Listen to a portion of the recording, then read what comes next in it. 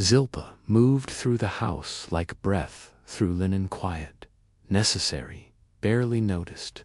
She had long since learned the art of stillness, the discipline of silence. From the time she was old enough to carry a jug of water without spilling a drop, she was taught what it meant to serve, not just with her hands, but with her whole self, with her presence, her absence, her obedience. She did not speak unless spoken to. She did not eat before her mistress. She did not question, did not pause, did not dare to wonder what life might have looked like had she been born under a different roof. Her world was Leah's world, and Leah's sorrow became her own.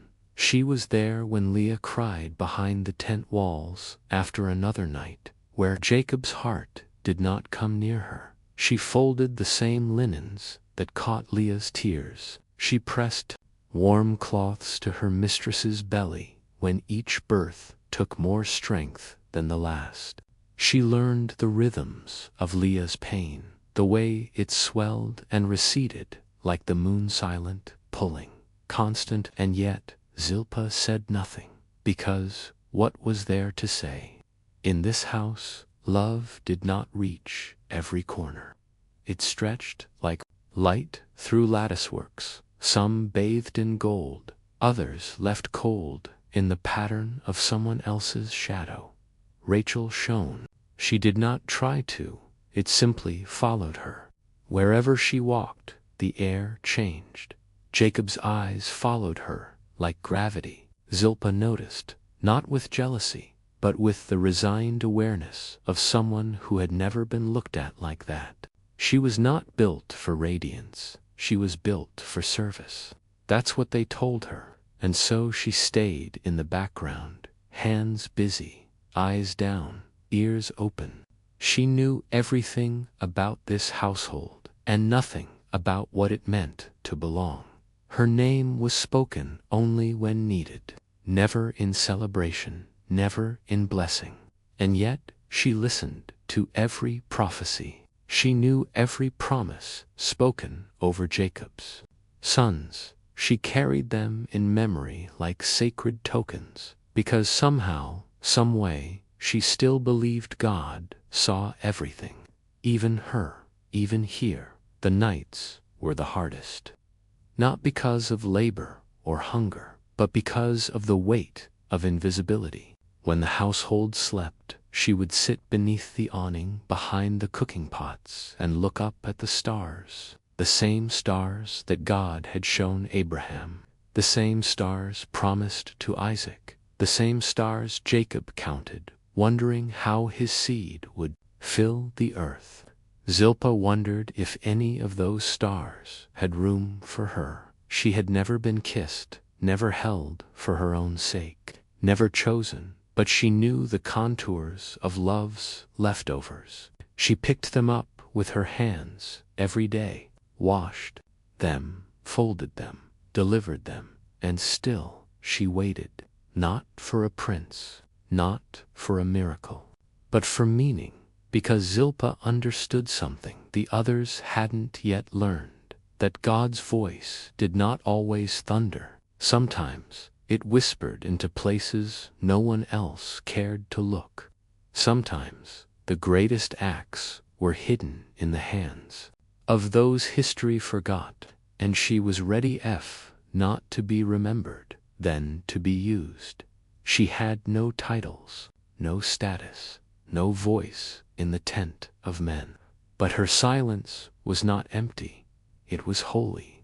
It held space for something unseen, and in that stillness something sacred began to stir, not in the eyes of men, but in the unseen heart of God.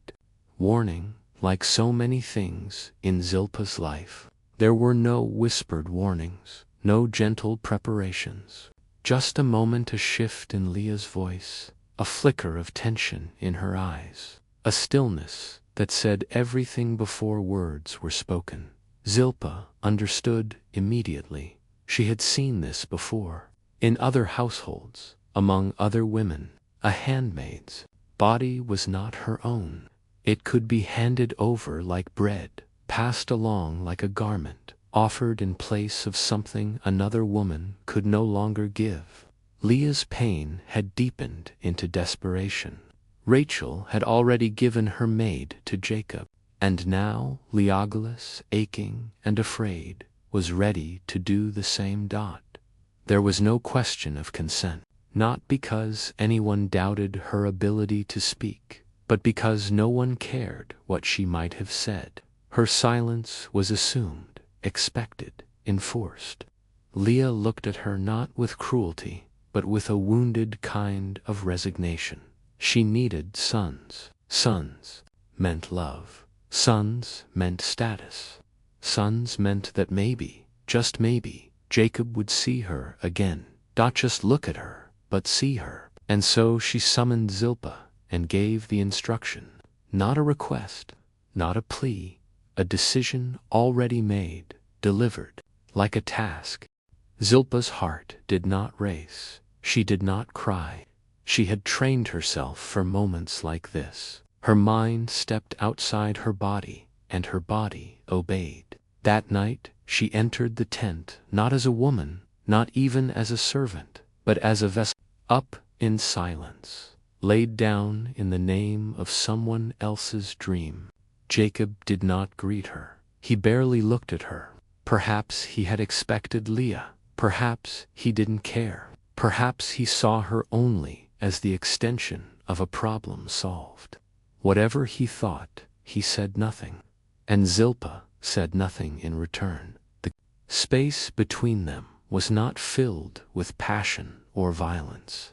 It was filled with absence of intimacy, of recognition, of choice. She lay beside him, staring at the fabric of the tent above her, counting the stitches, willing her mind to remember the shape of her own name. She had learned to live inside herself, to preserve some untouched corner of her soul for moments like this. He would leave, the tent would close, the night would pass, and she would carry what remained. In the days that followed, nothing changed. No one asked how she was. No one spoke of what had happened. Leah waited. Jacob moved on, and Zilpah always remained in the background, doing the work, filling the silence, stitching herself back together, piece by piece, until one morning she knew. Her body had changed, her breath shortened, her hunger shifted, and something within her began to grow. She was with child. It should have been a moment of awe, of fear, of joy, but it was not hers. It was Leah. Victory. Zilpah would carry the weight, but the credit would belong elsewhere. When she whispered the news, Leah's eyes filled with a fragile fire. Hope returned to her voice. Zilpah did not expect a thank you. She did not want one, but some small part of her had hoped irrationally, silently, that someone would ask how she felt. No one did. She continued her duties as the life inside her grew. There were no soft pillows prepared, no gentle hands placed upon her belly, no father's voice speaking promises to the unborn. She was both mother and stranger. She sang to the child in her mind, but never aloud. She knew better than to leave pieces of herself exposed.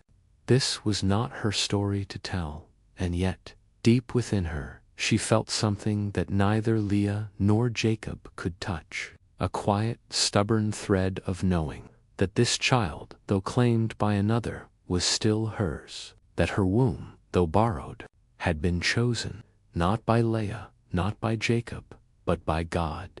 She did not know why. She did not need to.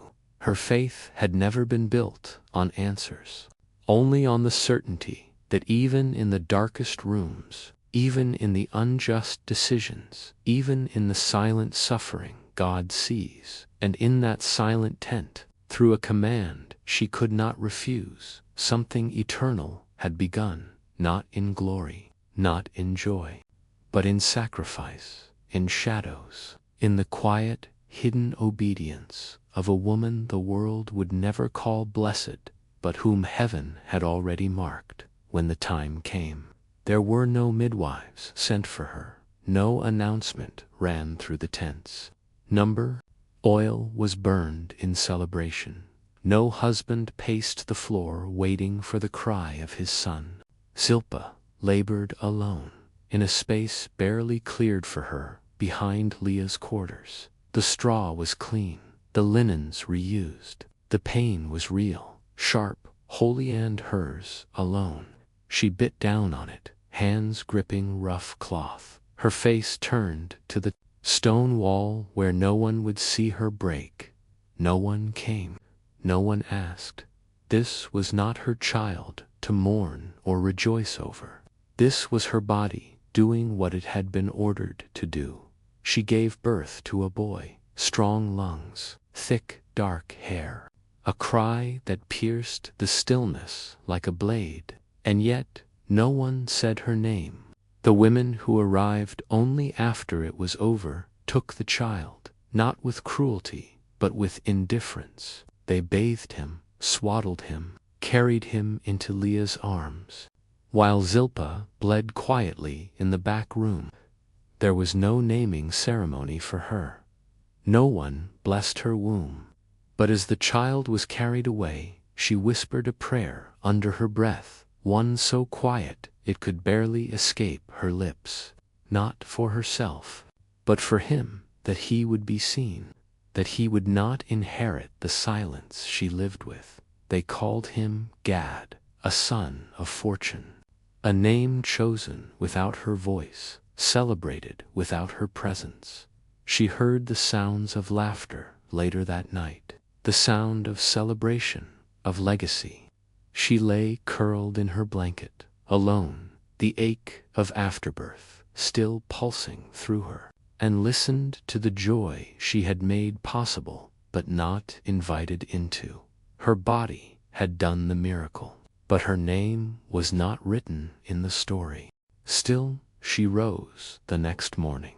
Still she fetched water. Still she ground the grain, swept the floor, bowed her head. Her body felt hollow, as if something sacred had been removed, and no one noticed, but her face gave no sign.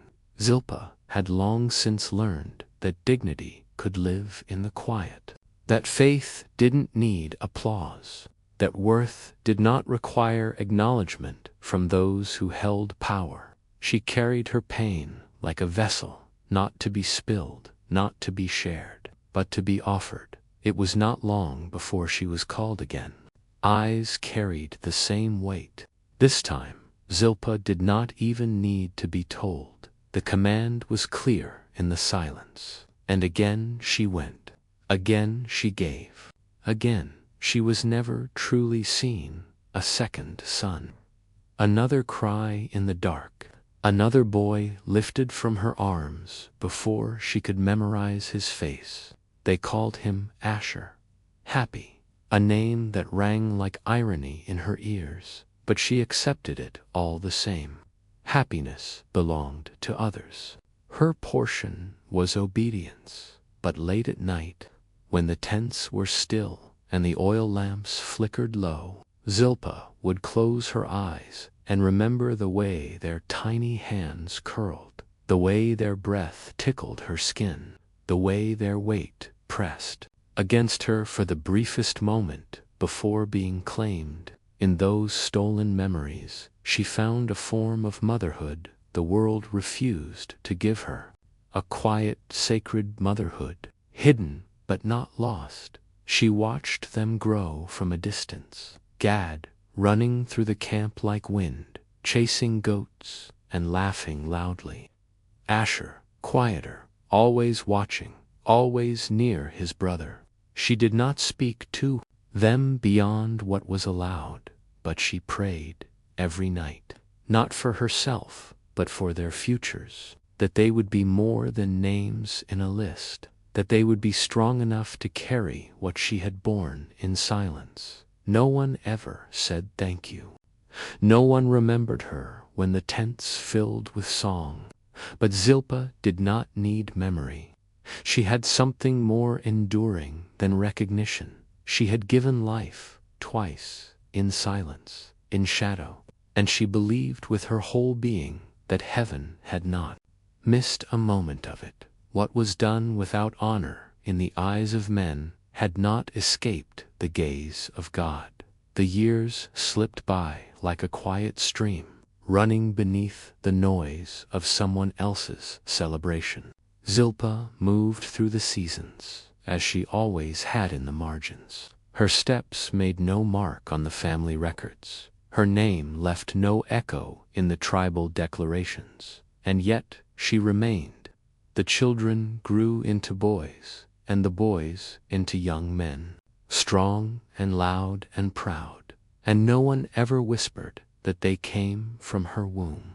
In the lineage of Jacob, her presence was a footnote at best, and even that too generous for some.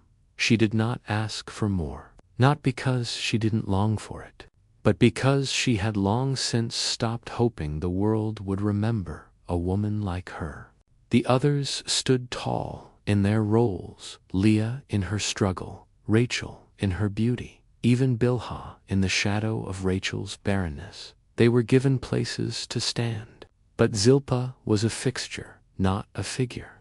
She served in silence, offered no resistance, asked no questions, and yet she listened. She watched. She remembered. She knew the sound of Gad's laughter when he caught a fish in the stream. She knew Asher's habit of glancing over his shoulder when he thought no one was watching. The way he carried a slingshot like a badge of purpose. She knew how they ate their bread, how they argued, how they leaned into each other when no one else was around. These were her children, though not in title, not in claim. They were Leah's in name. But Zilpah had carried them, bled for them, prayed over them, and though the world did not see her, they had been formed in her darkness. That it was during the harvest season when something shifted, not in the family, not in the structure of the household, but in her. She stood beneath the fig tree, a basket balanced on her hip, watching Gad sprint through the orchard with Naphtali chasing after him. The air was golden, dust catching the sunlight like the breath of angels, and in that suspended moment Zilpah felt a stillness drop over her like a second skin. The noise of the children faded. The ache in her spine disappeared. Her breath slowed. And in that silence, something holy came near. It was not a voice, not a vision, but a weightless knowing, a presence, a whisper inside the soul that doesn't need words. She had not been forgotten. She had not been cast aside. God had been there always, watching, weeping when she did, counting every sleepless night, every stolen moment of joy, every prayer whispered into straw and stone. In the shadow she had been placed in, he had been waiting. She stood motionless as the tears gathered at the corners of her eyes, not from pain, but from recognition. The kind of recognition that no man could give, no ceremony could offer. She had been used, yes. She had been unseen, yes. But she had also been chosen, not to be adored, not to be praised, but to be a vessel for something larger than herself. She had borne 2 sons into the house of Israel, sons who would become tribes. Tribes who would carry names through deserts and generations. And in that moment, Zilpah saw herself not as a servant, not as a placeholder, but as part of the foundation, a quiet stone in the base of a temple not yet built, one that would stand long after her bones returned to dust. She pressed her hand gently to her chest, where the small bronze medallion lay warm against her skin, a gift from Leah long ago, barely noticed by anyone since. She had worn it every day, never removing it, a small, simple object. But now it felt like a seal. God had not overlooked her. He had not rushed past her to bless the louder ones, the favored ones, the beautiful ones. He had entered the tent of the forgotten, touched the shoulder of the unseen, and in doing so, he had written her into the story, not in ink, but in blood, in birth, in generations. As the boys ran past her again, calling each other by name, she smiled. They did not know the depth of what she carried. They might never understand, but their feet beat the earth she had cleared. Their mouths were fed from hands she had worn thin. And their hearts, though they might never say it had known her closeness, before they ever knew the word mother.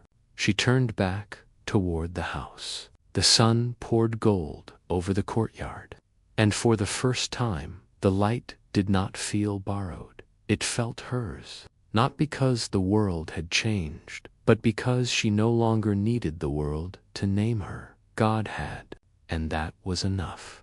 When the moment finally arrived, it came with no fanfare, no official gathering, and yet it was louder than any trumpet in Zilpah's soul.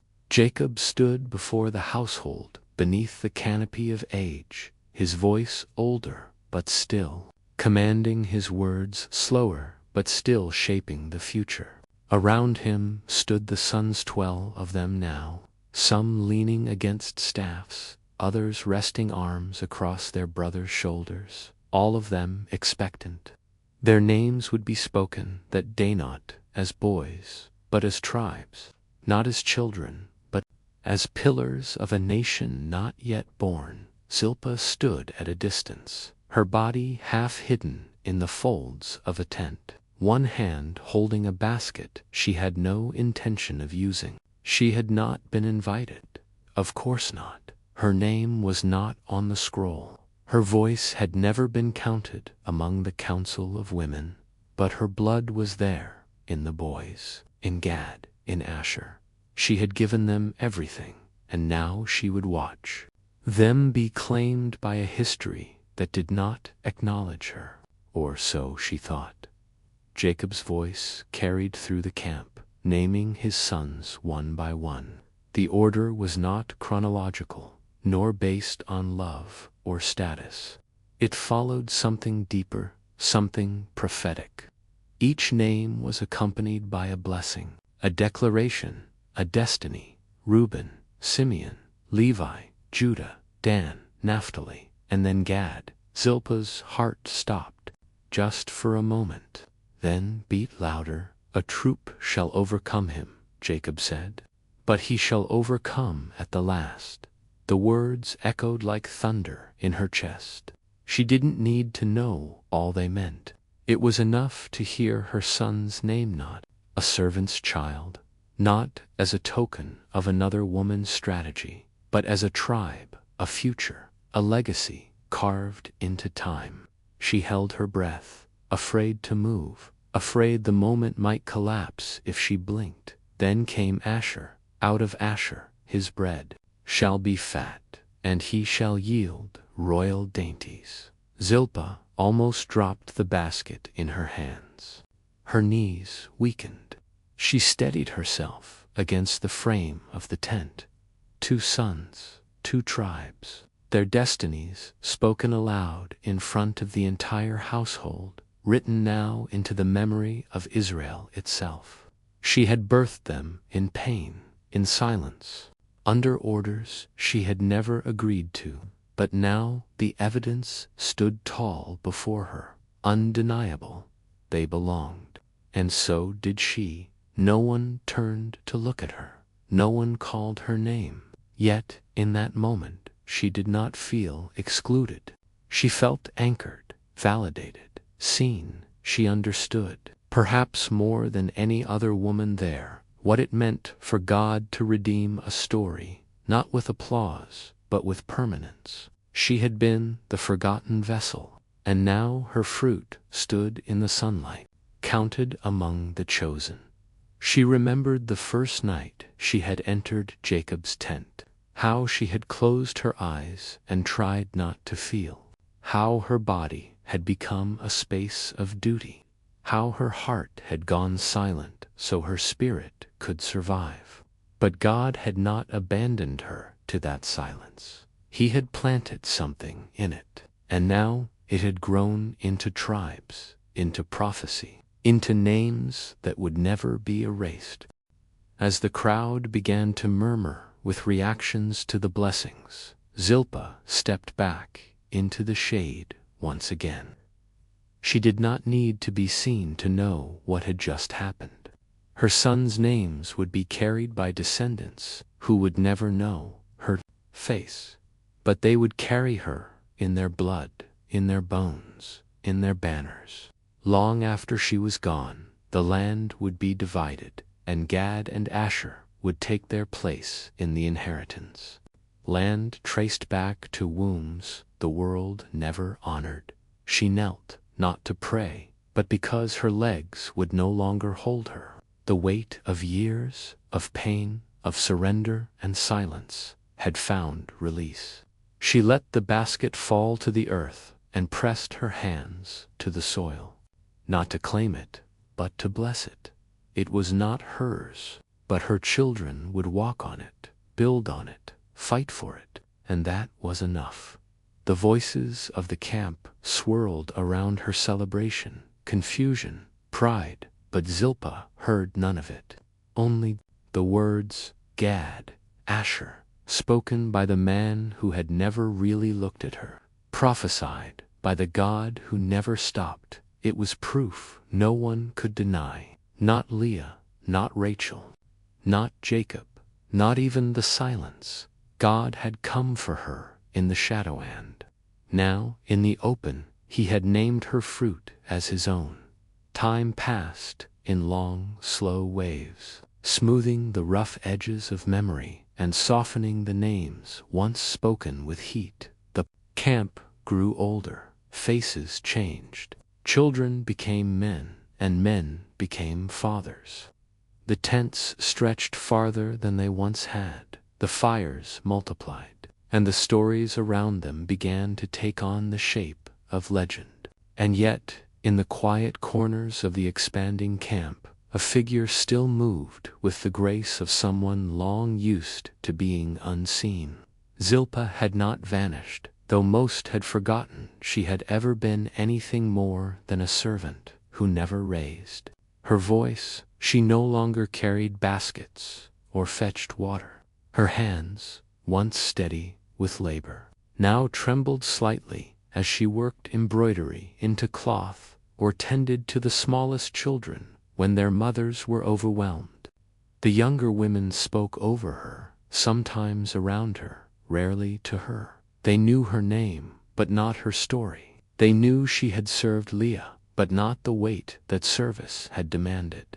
To them, she was just one more elder, quiet figure, with tired eyes who said little and demanded less, but some remembered. Gad would visit when his hunting was done, dropping a bit of meat or firewood at her tent without comment, sitting at her feet in the late dusk. He never asked questions. He didn't need to. His presence was enough.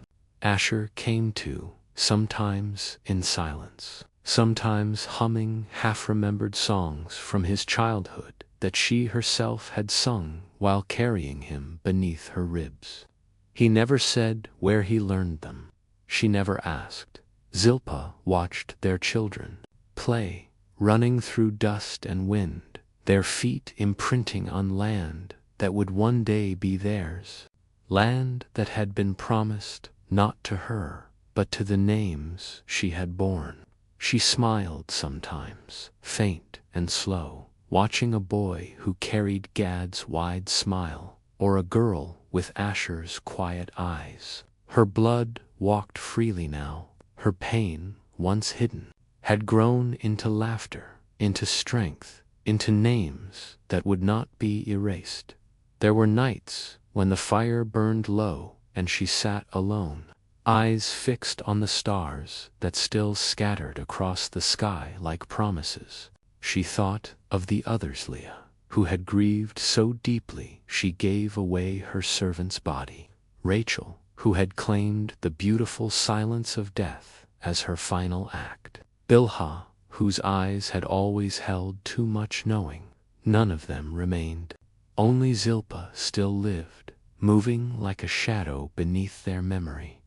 And yet she felt no bitterness, only wonder, only awe that her story, once so silent, had never really belonged to men to narrate. She no longer needed to be seen because she had finally seen herself, not as a tool, not as a background figure, but as a mother, as a vessel, as a woman used by God, not for display, but for destiny. Hers was not the story told loudly, but it was the story that held things together. Without her, the line would have broken. Without her, two tribes would never have taken root. When the time came and her breath grew shallow, she did not weep. She did not cling. She lay on her mat, fingers curled over a worn linen cloth, the same one she had wrapped Gad in so many years ago. The tent was quiet. No one kept watch. No songs were sung. But in the silence, she heard it more real than memory, more tender than breath. She heard her sons laughing. She heard the wind naming her legacy, and she smiled, because the silence no longer scared her. It had always been her language, and from it, God had written a legacy.